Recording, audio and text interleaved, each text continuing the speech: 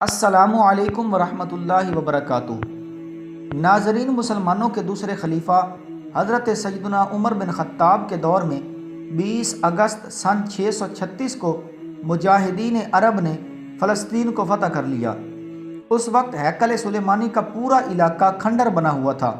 سیدنا عمر نے اس علاقے کو صاف کروایا اور اس کے جنوبی حصے میں ایک جگہ نماز پڑھنے کے لیے مخصوص فرمائی۔ یہی آج کی مسجد اقصیٰ ہے۔ اس کے بعد 463 سال تک یہاں عربی زبان اور اسلام کا دورہ رہا۔ 11ویں صدی کے بعد یہ علاقہ غیر عرب، سلجوق، مملوک اور عثمانی سلطنتوں کا حصہ رہا۔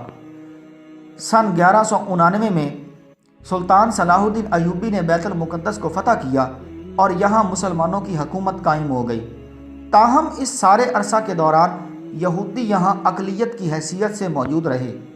4 صدیوں تک ترک عثمانیوں کی حکمرانی کے بعد ٹھیک 100 سال پہلے 1917 میں برطانیہ نے اس خطے کو اپنی تحویل میں لے لیا اور اعلان بالفور کے ذریعے یہودیوں کے لیے ایک قومی ریاست کے قیام کا وعدہ کر دیا گیا۔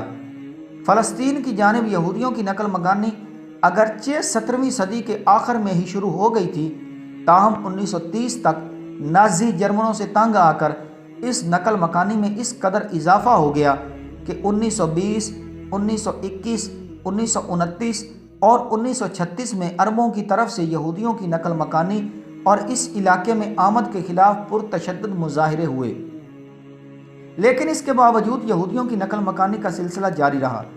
دوسری جنگ عظیم کے دوران جرمنی سے بھاگ کر اسرائیل آنے والے یہودیوں کی تعداد میں بہت اضافہ ہوا، کیونکہ ایک اندازے کے مطابق ہٹلر نے 60 لاکھ یہودیوں کو قتل کر دیا تھا اور باقی جان بچا کر فلسطین بھاگ آئے۔ 1948 میں اسرائیل کے قیام کے وقت فلسطین میں 7,58,000 یہودی بس گئے تھے۔ جب برطانیہ نے دیکھا کہ اب وہاں ایک یہودی وطن بن سکتا ہے تو اس نے اس پورے علاقے کو اقوام متحدہ کے حوالے کر دیا۔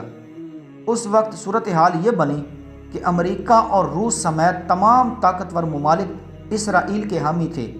چنانچہ نومبر 1947 میں اقوام متحدہ نے ایک قرارداد کے ذریعے فلسطین کو 2 حصوں میں تقسیم کرنے کا اعلان کیا۔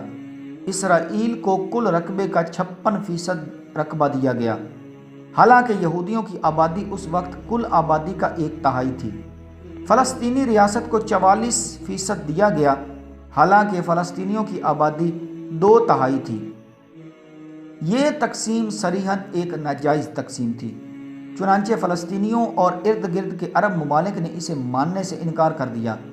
برطانیہ نے اس علاقے میں 1948 میں اپنی فوج واپس بلا لی تھی اور 14 مئی 1948 کو اسرائیل کی آزاد حکومت کے قیام کا اعلان کر دیا گیا۔ فلسطینیوں کی زمین پر غاصبانہ قبضے کے بعد ہونا تو یہ چاہیے تھا کہ اس کے ساتھ ہی فلسطینی ریاست بھی قائم کر دی جاتی، لیکن ایسا نہ ہو سکا۔ عربوں نے تقسیم کو نامنظور کر دیا، جس کے بعد مصر، اردن، شام، لبنان، عراق اور سعودیہ عرب نے نئی اسرائیلی ریاست پر حملہ کر دیا، لیکن باہمی خلفشار اور کمزوریوں کے سبب اسرائیل مخالف یہ اتحاد اس حملے میں نہ صرف اسرائیل کو ختم کرنے میں ناکام رہا، بلکہ الٹا یہودی ریاست کے رقبے میں اضافہ ہوتا چلا گیا۔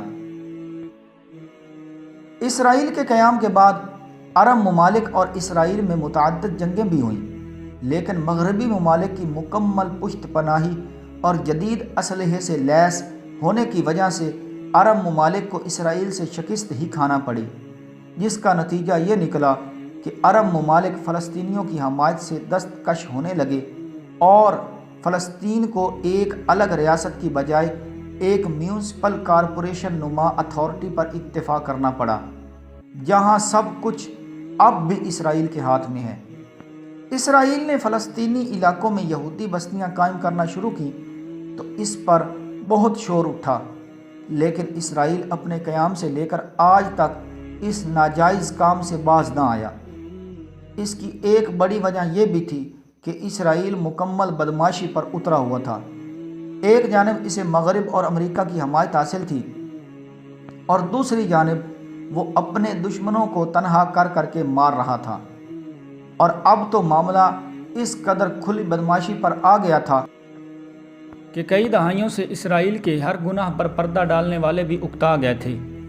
یہی وجہ ہے کہ اسرائیل کی ناجائز بستیوں کے خلاف اقوام متحدہ کی سلامتی کونسل میں قرارداد پیش کی گئی تو اسلامی کونسل کے 15 رکن ممالک میں سے 14 نے اس قرارداد کی حمایت میں ووٹ ڈالے، جبکہ امریکہ نے ووٹ ڈالنے سے انکار کر دیا۔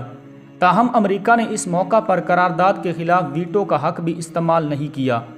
ماضی میں امریکہ نے ایسی قراردادوں کو ویٹو کر کے اسرائیل کی ہمیشہ مدد کی تھی، لیکن اوباما انتظامیہ نے روایتی اسرائیلی پالیسی چھوڑ کر اس مرتبہ اس قرارداد کو منظور ہونے دیا۔